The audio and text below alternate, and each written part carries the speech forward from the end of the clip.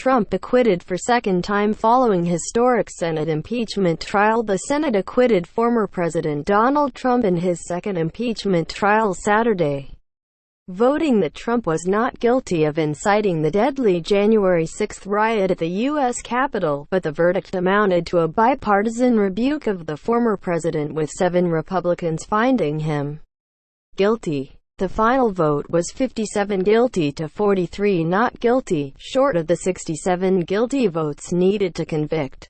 Held exactly 1 month after the House impeached Trump, the number of Republican senators who voted against Trump ended up higher than even what Trump's legal team had anticipated, marking a stark departure from the first impeachment trial last year, when only one Republican senator, Mitt Romney of Utah, found Trump guilty.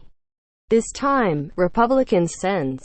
Richard Burr of North Carolina, Bill Cassidy of Louisiana, Susan Collins of Maine, Lisa Murkowski of Alaska, Ben Sasse of Nebraska, Pat Toomey of Pennsylvania and Romney voted to convict Trump.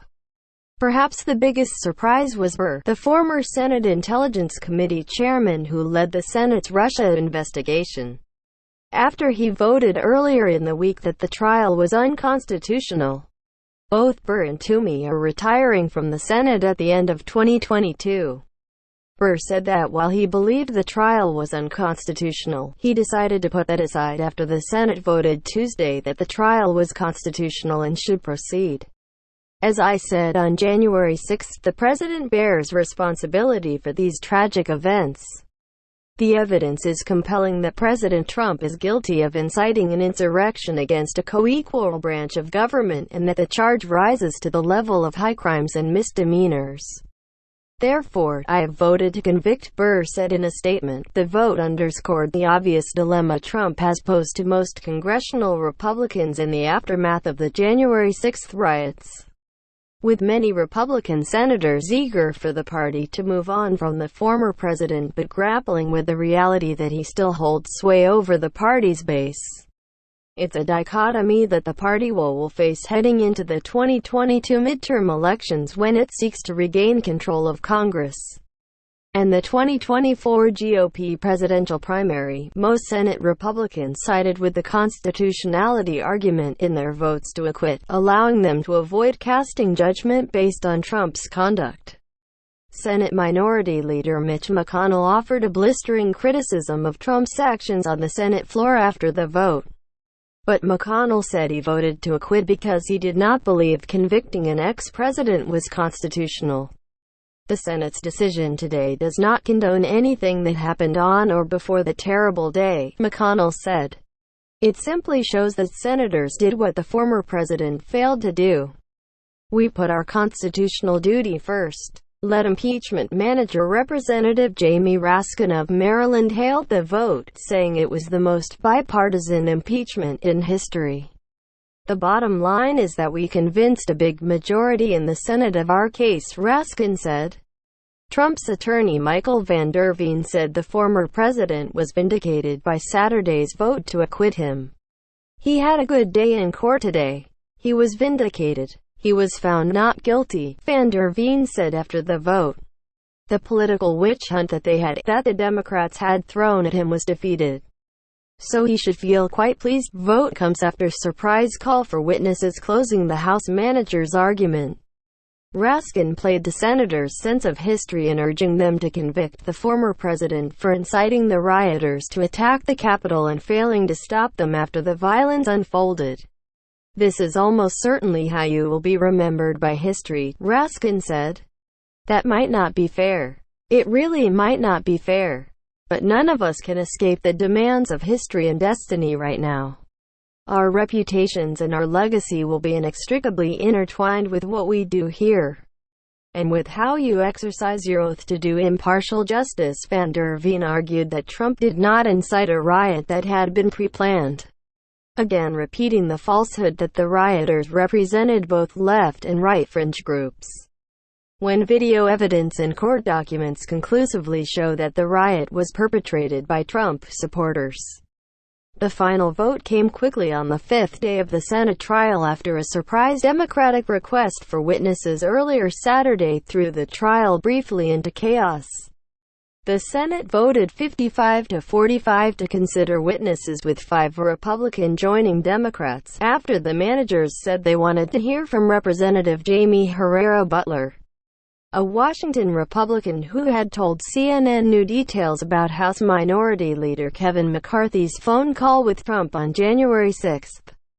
But after several hours of intense negotiations between Senate leaders, the managers, and Trump's legal team, the managers agreed to enter Herrera Butler's statement into the trial record as evidence and move forward without hearing from witnesses. On Saturday morning, Democratic senators had expected House managers to move past witnesses onto closing arguments and a final vote. But Raskin announced when the trial got underway that the managers wanted to subpoena Herrera Butler about her knowledge of McCarthy's phone call. Herrera Butler, one of the 10 House Republicans who voted to impeach Trump last month, confirmed in a statement Friday that McCarthy said the president told him on the call, "Well, Kevin, I guess these people are more upset about the election than you are." Concerns that calling witnesses would backfire. House Democrats ultimately decided to cut a deal over witnesses because of the unpredictability of how that would turn out and fears that doing so could backfire and undermine their case. According to multiple sources with knowledge of the discussions, Democrats didn't make a decision to call Herrera Butler to testify until shortly before the proceedings began Saturday morning. Sources said, the managers debated until nearly 3 a.m. Eastern Time Saturday morning about whether to seek witnesses following the newly revealed details of the McCarthy call. Managers had their eyes set on at least 2 possible witnesses, Herrera Butler and Representative John Katko of New York, who also voted to impeach. According to a source with direct knowledge of the deliberations, a spokesman for Herrera Butler said she would have been willing to testify. Among the variety of reasons they did not go forward, they were warned bluntly by Senate Democrats that moving forward on witnesses could stall the Senate, since the Trump team could move forward with any number of motions for witnesses. Each motion would require 2 hours of debate. That warning was delivered Saturday to the Democratic impeachment managers by Delaware Senator Chris Coons, who said he was conveying what Republicans had told him, according to the source. Along with a Coons aide, Trump's lawyers had responded to Raskin's request by threatening to call 100 witnesses, and his legal team quickly had prepared a list of 300 potential names Saturday. As they deliberated until the early morning hours, House Democratic managers consulted with House Speaker Nancy Pelosi. The first source said, according to a Democrat familiar with the matter, the impeachment managers did not tell top Senate Democrats they wanted witnesses until 5 minutes before the proceedings. Senate Majority Leader Chuck Schumer didn't even know until that point. But he told the managers Friday night and Saturday morning that Senate Democrats would support whatever decision the managers made, and reiterated the point on a caucus call Saturday. They ultimately settled on submitting Herrera Butler's statement to the record as long as Trump's attorney made a public statement agreeing to submit it as evidence. The reason? They believed that pushing forward with her testimony would add little beyond her statement and could potentially cost them GOP support while dragging out the proceedings further. The sources told CNN the Democrats were uncertain how Herrera Butler's testimony would come across after she was subject to cross-examination, with some concerns that she could potentially undercut their case if there were holes in her account. Moreover, if they called other witnesses, it could also backfire. For instance, McCarthy could provide testimony that defended Trump, undermining what they believe is a rock-solid case that Trump incited the January 6 insurrection at the Capitol, the sources said. Plus, witnesses would not ultimately change GOP senators' minds, they concluded, while hearing from witnesses could bog down the Senate for weeks and imperil President Joe Biden's agenda. We could have had 5,000 witnesses, Raskin told reporters after the vote. The point is that no number of witnesses demonstrating that Donald Trump continued to incite the insurrectionists even after the invasion of the Capitol would convince them. They wouldn't be convinced. GOP senators focus on constitutional argument while there was plenty of drama over witnesses at the trial Saturday. The reality for Democrats was that additional evidence was still unlikely to change the final outcome of the trial. The final vote was already telegraphed earlier in the week. The GOP senators who voted the trial of a former president was unconstitutional said that was what would determine their final vote, leaving the Senate well short of the 17 GOP senators needed for conviction. Many Republicans, like McConnell, criticized Trump's conduct but said they voted to acquit because of jurisdictional issue. Senator Rob Portman of Ohio, who is not seeking re-election next year, said, "My decision today in no way condones the president's conduct. On the contrary, it is keeping an oath to the Constitution that I believe the president did not keep on January 6.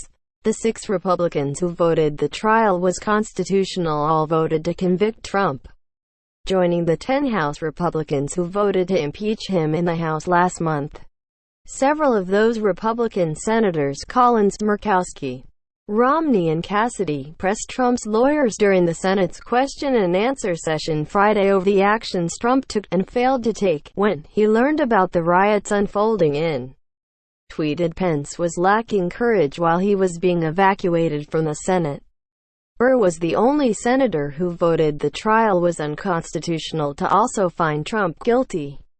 For the Republican senators who voted to convict Trump, they could face political consequences, as House lawmakers who impeached him have been censured by local GOP officials. Murkowski is the only senator who voted to convict who is running for re-election next year, and told reporters afterward that her vote had nothing to do with politics. "I'm sure that there are many Alaskans that are very dissatisfied with my vote. And I'm sure there are many Alaskans proud of my vote," Murkowski said.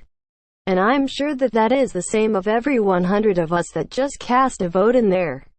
Because the country is split.